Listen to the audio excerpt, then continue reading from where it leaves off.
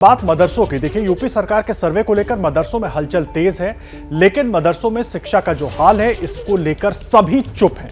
मदरसों में हो रही पढ़ाई की जमीनी हकीकत जानने के लिए एबीपी न्यूज की टीम सहारनपुर पहुंची। आपको दिखाते हैं सहयोगी रविकांत की ग्राउंड रिपोर्ट।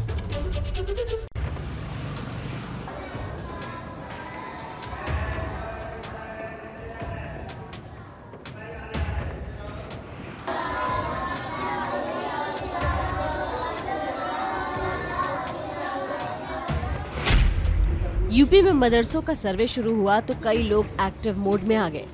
सर्वे में किसी को सियासत नजर आने लगी तो कोई कहने लगा कि मुस्लिमों को डराया जा रहा है। सर्वे के खिलाफ माहौल बनाने वाले माहौल बना रहे हैं, मदरसों को ठीक ठाक बता रहे हैं, लेकिन मदरसों की पढ़ाई का स्तर क्या है, जरा आप अपनी आंख से देखिए। सवाल ये है कि कौन कौन जानता है कि वो किस मुल्क में रहता है। कितने लोग? 1 2 3 4 5 6 7 8।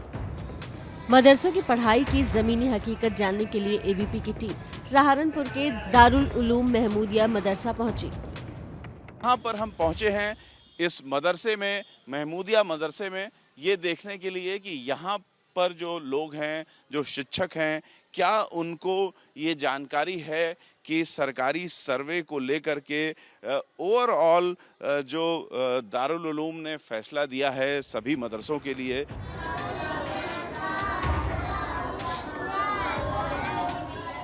सहारनपुर के इस मदरसे में हर उम्र के बच्चे पढ़ने आते हैं। पढ़ने आने वाले बच्चों में लड़के और लड़कियां दोनों शामिल होते हैं। मदरसे में पढ़ने वाले बच्चों को कितनी जानकारी है, ये जानने के लिए हमने कुछ सवाल पूछे। जो तस्वीर सामने आई उसने हैरान कर दिया है। जानते हैं कि आप किस देश में रहते हैं? आपके देश का नाम क्या है?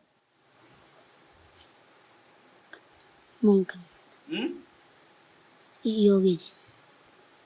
बताइए कि आप किस देश में रहते हैं? जी भारत। हाँ। और क्या कहते हैं भारत को?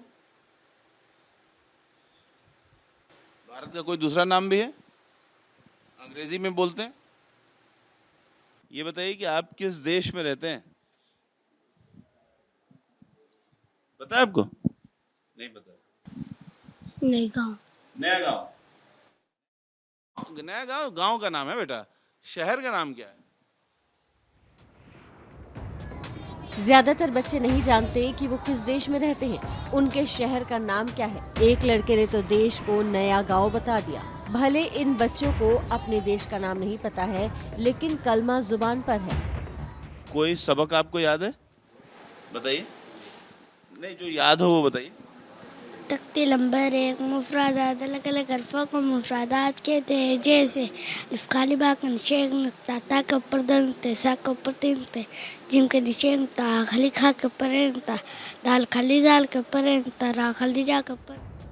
दोष इन बच्चों का नहीं है, दोष मदरसा चलाने वालों का है, पढ़ाने वाले शिक्षकों का है, जिनकी वजह से ये बच्चे अपने देश का नाम तक नहीं बता पा रहे हैं। सर, हमने तो बताया है, लिखवाया भी है, याद भी कराया है, ऐसी कोई बात नहीं है। और बच्चे नहीं बता पाएंगे तो आपका फेल्योर नहीं है। फेल्योर तो होता है, बच्चा नहीं याद कर पाते तो उसमें टीचर की क्या है? साहब मानने को तैयार नहीं कि उनके पढ़ाने के तरीके में कोई खामी है, अपनी कमियों को छिपा रहे हैं।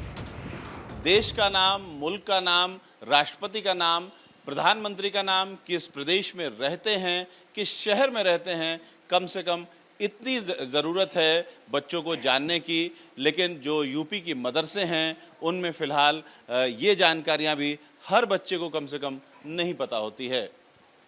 Ravikant, ABP news, Saharanpur. रविकांत की रिपोर्ट आपने देखी और खुद रविकांत हमारे साथ सहारनपुर से इस वक्त जुड़ गए हैं। रविकांत, सब बहुत चौंकाने वाली रिपोर्ट है आपकी। ये बड़ा सवाल यही है कि जब मदरसों का हाल इस तरह से है, बच्चों को बेसिक सवालों के जवाब नहीं आते, केवल धार्मिक तालीम उनको दी जा रही है वहां पर, तो ऐसे में अगर सर्वे हो रहा है, उसको सुधारने की जरूरत है या दुरुस्त करने की जरूरत है, तो उस पर इतना विवाद क्यों?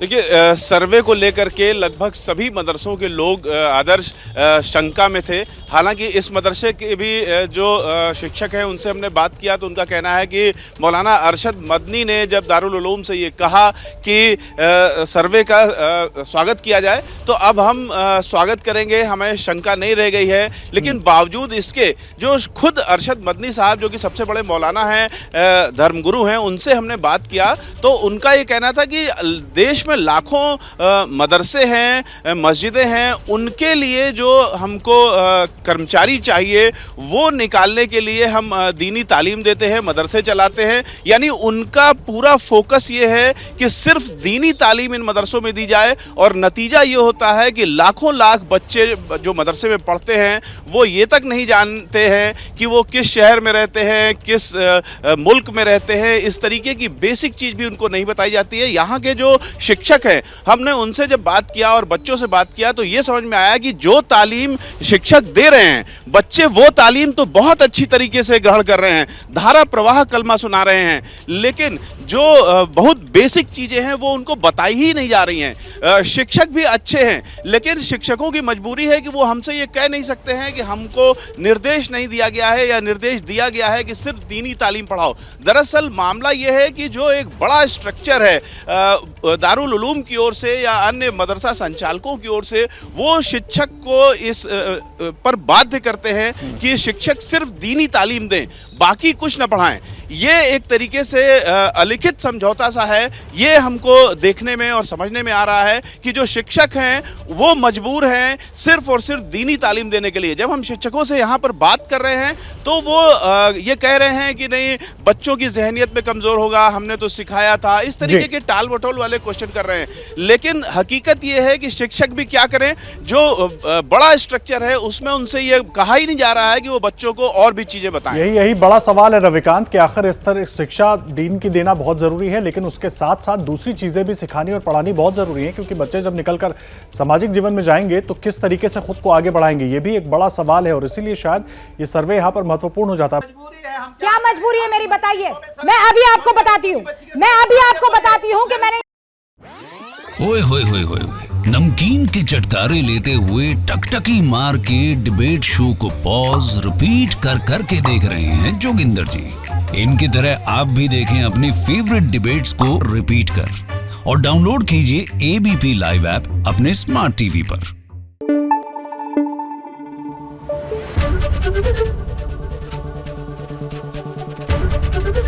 एबीपी न्यूज आपको रखे आगे।